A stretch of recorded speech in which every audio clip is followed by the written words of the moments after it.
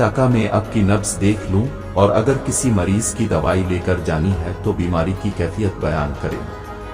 वो साहिब कहने लगे, हकीम साहिब मेरा ख्याल है आपने मुझे पहचाना नहीं, लेकिन आप मुझे पहचान भी कैसे सकते हैं, क्योंकि मैं 15 साल बाद आपके मकतब में दाखिल हुआ हूं। आपको गुज़िश्ता मुलाकात का अहवाल सुनाता हूं, फिर आपको सारी बात याद आ जाएगी।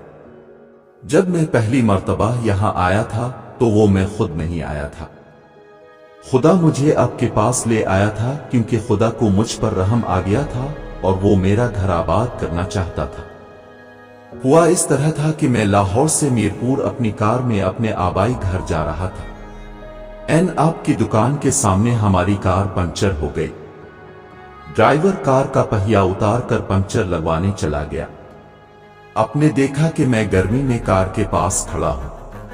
आप मेरे पास आए और अपने मकतब की तरफ इशारा किया और कहा कि उधर आकर कुर्सी पर बैठ जाए। अंधा किया चाहे दो आंखें। मैंने आपका शुक्रिया अदा किया और कुर्सी पर आकर बैठ गया। ड्राइवर ने कुछ ज्यादा ही देर लगा दी थी। एक छोटी सी बच्ची भी यहां आपकी मेज के पास खड़ी थी और बार बार कह रही थी, चली ना, मुझे भूख लगी है। आप इसे कह रहे थे, बेटी थोड़ा सब्र करो, अभी चलते हैं। मैंने ये सोच कर के इतनी देर से आपके पास बैठा, मुझे कोई दवाई अब से खरीदनी चाहिए ताकि आप मेरे बैठने को ज्यादा महसूस ना करें। मैंने कहा, हकीम साहिब मैं 5-6 साल से इंग्लैंड में होता हूं। इंग्लैंड जाने से कब्ल मेरी शादी हो गई थी, लेकिन अभी तक औलाद की नेमत से महरूम हूं। यहां भी बहुत इलाज किया और वहां इंग्लैंड में भी, लेकिन अभी किस्मत में मायूसी के सिवा और कुछ नहीं देखा। आपने कहा, मेरे भाई तौबा इस्तिग़फ़ार पढ़ो, खुदारा अपने खुदा से मायूस ना हो। याद रखो उसके खजाने में किसी शय की कमी नहीं। औलाद, मालो असबाब और गमी खुशी, जिंदगी मौत हर चीज उसी के हाथ में है। किसी हकीम या डॉक्टर के हाथ में शिफा नहीं होती और न ही किसी दवा में शिफा होती है। शिफा अगर होनी है तो अल्लाह के हुक्म से होनी है। औलाद दीनी है तो उसी ने दीनी है। मुझे याद है अब बातें करते जा रहे और साथ साथ पुड़ियां बना रहे थे। तमाम दवाइयां अपने 2 हिस्सों में तकसीम करके 2 लिफाफों में डालें। پھر مجھ سے پوچھا کہ آپ کا نام کیا ہے؟ میں نے بتایا کہ میرا نام محمد علی ہے۔ اپنے ایک لفافہ پر محمد علی اور دوسرے پر بیگم محمد علی لکھا۔ پھر دونوں لفافے ایک بڑے لفافہ میں ڈال کر دوائی استعمال کرنے کا طریقہ بتایا۔ میں نے بے دلی سے دوائی لے لی کیونکہ میں تو صرف کچھ رقم آپ کو دینا چاہتا تھا، لیکن جب دوائی لینے کے بعد میں نے پوچھا کتنے پیسے، آپ نے کہا بس ٹھیک ہے۔ میں نے زیادہ زور ڈالا تو آپ نے کہا کہ آج کا کھاتا بند ہو گیا ہے۔ میں نے کہا مجھے آپ کی بات سمجھ نہیں آئی۔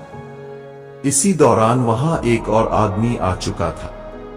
اس نے مجھے بتایا کہ کھاتا بند ہونے کا مطلب یہ ہے کہ آج کے گھریلو اخراجات کے لیے جتنی رقم حکیم صاحب نے اللہ سے مانگی تھی وہ اللہ نے دے دی ہے، مزید رقم وہ نہیں لے سکتے۔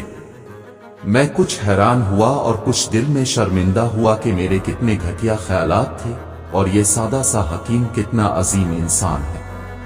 میں نے جب گھر جا کر بیوی کو دوائیاں دکھائیں اور ساری بات بتائی تو بے اختیار اس کے منہ سے نکلا وہ انسان نہیں کوئی فرشتہ ہے اور اس کی دی ہوئی ادویات ہمارے من کی مراد پوری کرنے کا باعث بنیں گی۔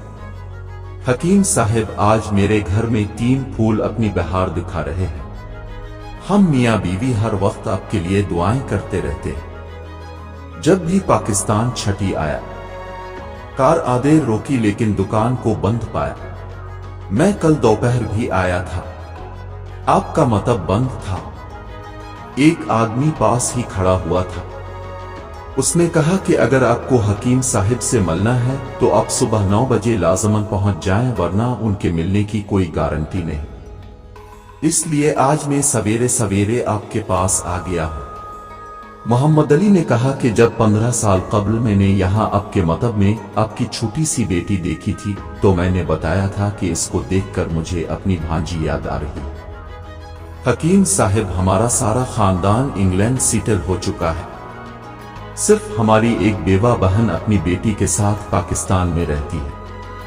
ہماری بھانجی کی شادی اس ماہ کی 21 تاریخ کو ہونا تھی۔ اس بھانجی کی شادی کا سارا خرچ میں نے اپنے ذمہ لیا تھا۔ 10 دن قبل اسی کار میں اسے میں نے لاہور اپنے رشتہ داروں کے پاس بھیجا کہ شادی کے لیے اپنی مرضی کی جو چیز چاہے خرید لے۔ اسے لاہور جاتے ہی بخار ہو گیا لیکن اس نے کسی کو نہ بتایا۔ بخار کی گولیاں ڈسپرین وغیرہ کھاتی اور بازاروں میں پھرتی رہی۔ بازار میں پھرتے پھرتے اچانک بے ہوش ہو کر گری۔ وہاں سے اسے ہسپتال لے گئے۔ وہاں جا کر معلوم ہوا کہ اس کو 106 ڈگری بخار ہے اور یہ گردن توڑ بخار ہے۔ وہ بے ہوشی کے عالم ہی میں اس جہان فانی سے کوچ کر گئی۔ اس کے فوت ہوتے ہی نہ جانے کیوں مجھے اور میری بیوی کو آپ کی بیٹی کا خیال آیا۔ ہم میاں بیوی نے اور ہماری تمام فیملی نے فیصلہ کیا ہے کہ ہم اپنی بھانجی کا تمام جہیز کا سامان آپ کے ہاں پہنچا دیں گے۔ شادی جلد ہو تو اس کا بندوبست خود کریں گے اور اگر ابھی کچھ دیر ہے تو تمام اخراجات کے لیے رقم آپ کو نقد پہنچا دیں گے۔ آپ نے نہ نہیں کرنی، آپ اپنا گھر دکھا دیں تاکہ سامان کا ٹرک وہاں پہنچایا جا سکے۔ حکیم صاحب حیران اور پریشان یوں گویا ہوئے، محمد علی صاحب آپ جو کچھ کہہ رہے ہیں مجھے سمجھ نہیں آ رہا، میرا اتنا دماغ نہیں ہے۔ میں نے تو آج صبح جب بیوی کے ہاتھ کی لکھی ہوئی چٹ یہاں آ کر کھول کر دیکھی تو مرچ مسالہ کے بعد جب میں نے یہ الفاظ پڑھے بیٹی کے جہیز کا سامان تو آپ کو معلوم ہے میں نے کیا لکھا۔ آپ خود یہ چنٹ ذرا دیکھیں۔ محمد علی صاحب یہ دیکھ کر حیران رہ گئے کہ بیٹی کے جہیز کے سامنے لکھا ہوا تھا یہ کام اللہ کا ہے، اللہ جانے۔ محمد علی صاحب یقین کریں آج تک کبھی ایسا نہیں ہوا تھا کہ بیوی نے چٹ پر چیز لکھی ہو اور مولا نے اس کا اسی دن بندوبست نہ کر دیا ہو۔ واہ مولا واہ، تو عظیم ہے تو کریم ہے۔ آپ کی بھانجی کی وفات کا صدمہ ہے لیکن اس کی قدرت پر حیران ہوں کہ وہ کس طرح اپنے معجزے دکھاتا ہے۔ حکیم صاحب نے کہا جب سے ہوش سنبھالا ایک ہی سبق پڑھا کہ صبح ورد کرنا ہے رازق رازق تو ہی رازق اور شام کو اور شکر شکر مولا تیرا شکر۔